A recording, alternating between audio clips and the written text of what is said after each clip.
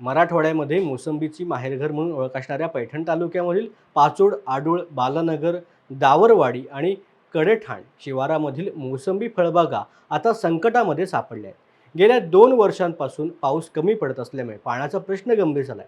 तालुक्यामधील निम्म्या मोसंबी बागांचे तर सरणच झालंय, पण ज्या बागा उभ्या आहेत त्याला वाचवण्यासाठी शेतकरी शर्थीचे प्रयत्न करत आहेत। टँकरने पाणी पुरवठा करूनही फळबागा वाचतील याची शाश्वती आता शेतकऱ्यांना नसल्यामुळे सरकारने फळबागा वाचवण्यासाठी आर्थिक मदत जाहीर करावी, त्याच पद्धतीने गुराढोरांसाठी चारा छावणी सुरू करावी अशी मागणी पैठण तालुक्यामधील शेतकऱ्यांनी केली आहे।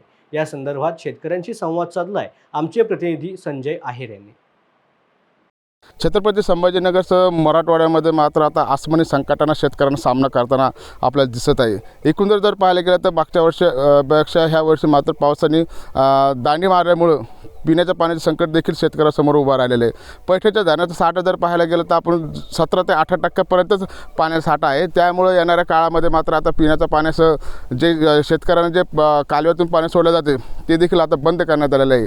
आज मी पाहिलं तर छत्रपती संभाजीनगर पैठण तालुक्यामध्ये आलेलं आहे। या तालुक्यामध्ये जर पाहिलं तर मोसंबीचे जे बागायतदार शेतकरी आहेत त्या शेतकऱ्याच्याकडे मी आला असं त्याची व्यथा ऐकल्यानंतर आपल्याला दिसून येत आहे की अक्षरशः यांचे बाग जे आहेत ते पाण्याअभावी जाताना आपल्याला दिसत आहेत। माझ्यासोबत काही शेतकरी आहेत, आपण त्यांच्याशी चर्चा करणार आहोत आणि त्यांना विचारू की ह्या जे पाण्याचं संकट उभं राहिलेलं आहे त्यामुळे त्यांचा बाग मात्र अक्षरशः जाताना दिसत आहे।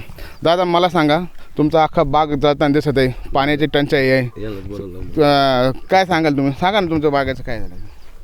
पाण्याअभावी बाग हात काढ तुमचा पाण्याअभावी बाग जळू राहिला। 2-3 लाख रुपये घालून पाण्याचं काही अजून हे नाही, येर कोडी ठकाई। आता झाडं म्हणजे गेले तर जमा येतं। किती झाड होते आपले? लहान मोठे सारे 1200 झाड आहेत। अच्छा, मोठ्याले 600, लहानाले 600। आपण झाडाला लहान लेकरासारखं जपतो, लहान लेकरासारखं जीव लावला, पण काही नाही अजून उत्पन्न। म्हणजे ह्या वर्षी चालू वर्षी लगेच उत्पन्न नाही, पाणी कमी पडलं होतं।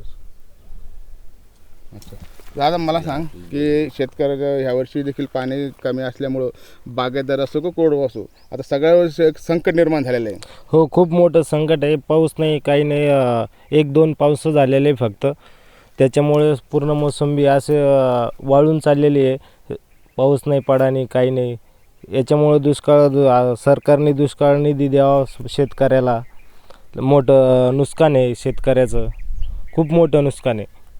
अच्छा मला सांगा, आपल्या पैठण तालुक्यामध्ये जर पाहिलं गेलं तर धरण आपलं उशेष आहे आणि ती जी मन आहे धरण उशेष आहे, कोरड कशाला आहे, त्याप्रमाणेच काय सांगशील? हो ठीक आहे, बरोबर आहे। धरण जवळ असताना बी आम्हाला पाणी नाही, तिकडं लांब लांब जालन्यासारख्या शहरात पाणी जातं आहे धरणाचं, पण पैठण तालुक्यात असा कोरडा एक थेंब बी येत नाही धरणाचं।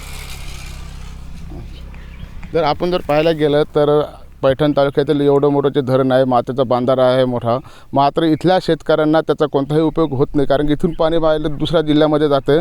परंतु इथले पैठण तालुक्याचे जे शेतकरी आहेत अक्षरशः मात्र पाहायला गेलं तर त्याचे उभे बाग जाताना आपल्याला दिसत आहेत। मी संजय आहेर, न्यूज आटकट, छत्रपती संभाजी।